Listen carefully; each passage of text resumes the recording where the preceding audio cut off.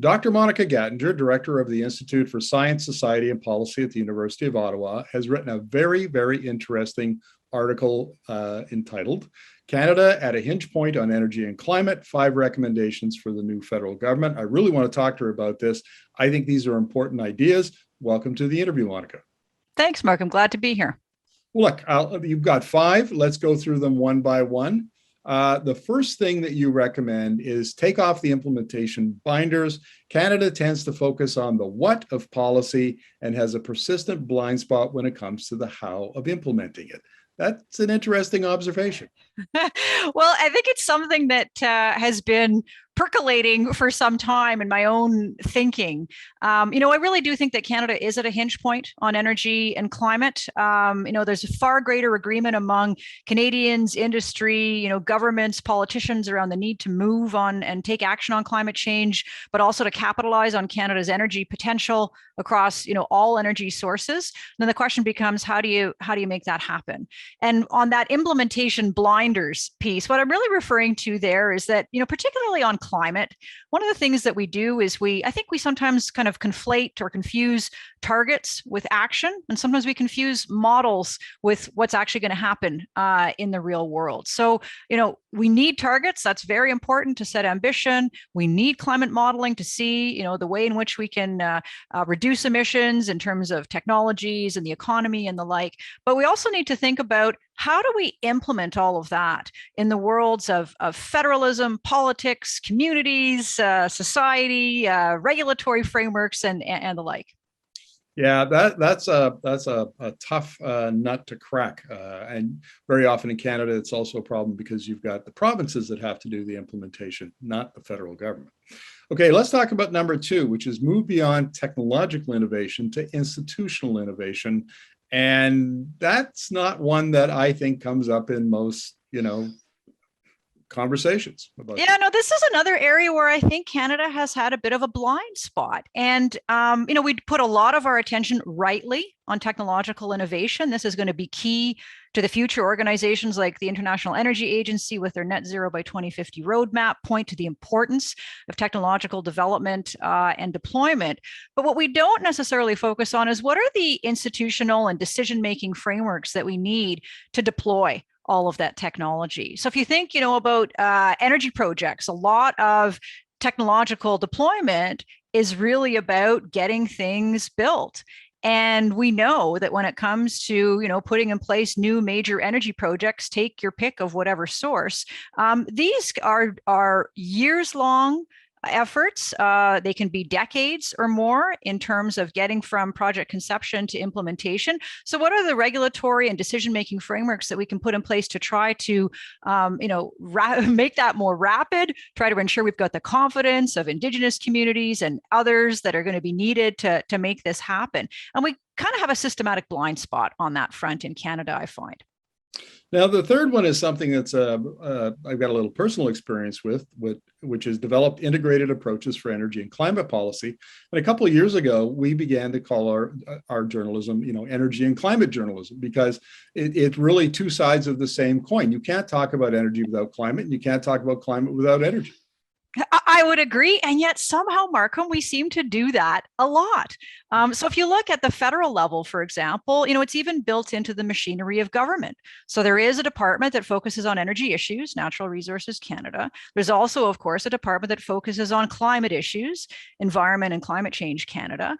And so we've got sometimes these sort of, decision-making or policy development in silos. We're not necessarily taking those integrated approaches on energy and climate. Like energy security would be a great example here. So a lot of, climate policy focuses on the what of the energy mix. What does the energy mix need to look like going forward to reduce emissions? But it doesn't necessarily focus on other aspects of energy security, like affordability, like reliability, which are going to be absolutely crucial when it comes to things like citizen confidence and support for climate action. It's those integrated approaches that are going to be crucial going forward. And again, I'll point out that the provincial governments take exactly the same approach. You see it in Alberta. They've got departments of climate. Well, I'm not even sure they have a department of climate, to be honest, but they certainly do of energy. And in BC, climate and energy are separate, same in Saskatchewan. So it's pretty common. Well, let's talk about number 4. Make collaboration the cornerstone of energy and climate plans. And again, we get into the issue of, provinces have the constitutional jurisdiction to do much of the on the ground regulation and other policy work that needs to be done for energy and climate. And the federal government can guide and fund and cajole and do all sorts of things, but it can't direct. Well, I think that's right, Markham. It often sort of gets lost from view. Canada actually has one of the most divided and decentralized constitutional arrangements for energy and climate of any Western industrialized democracy.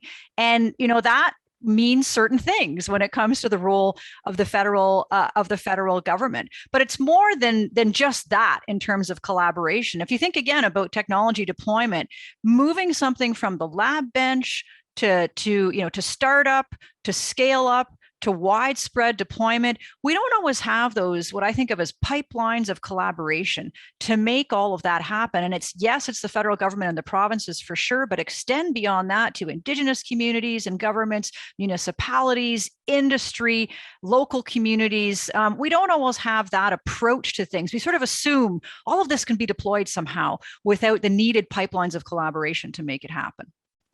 Well, number 5 is a very interesting one to me. Articulate a positive role for Canada's oil and gas sector in the country's energy and climate future. So I'm going to get happy to hear your view on that. And then I'm going to give you kind of my take on that as an energy journalist.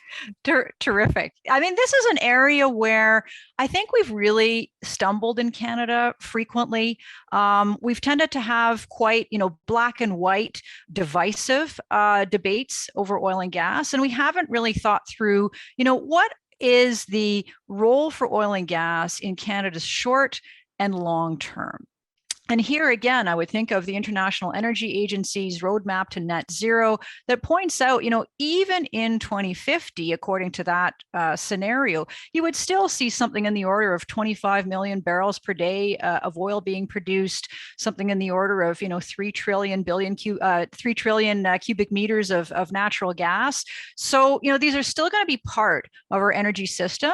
What I don't think we've really thought through in Canada is sort of what does the future look like for Canada's oil and gas sector, and can we articulate a future that sees emissions reductions going forward for all of the reasons that we would know, and certainly that industry is increasingly alive to. But can we do that in a way that's actually positive and doesn't lead to some of these divisive and, from my perspective, sometimes quite simplistic debates about oil and gas? Well, I agree with all of that, and I'm going to. The oar I'm going to stick in the water now is about the oil and gas industry's approach to this. And, I followed and reported on this for years and years. And even a couple of years ago, talking to key leaders about the energy transition would be met with opposition. They were adamant that I'll repeat something that was said to me, which is, you can spell it with a capital E and you can spell it with a capital T. It doesn't make energy transition a real thing. This is like 2019. And the industry leads from the rear all the time.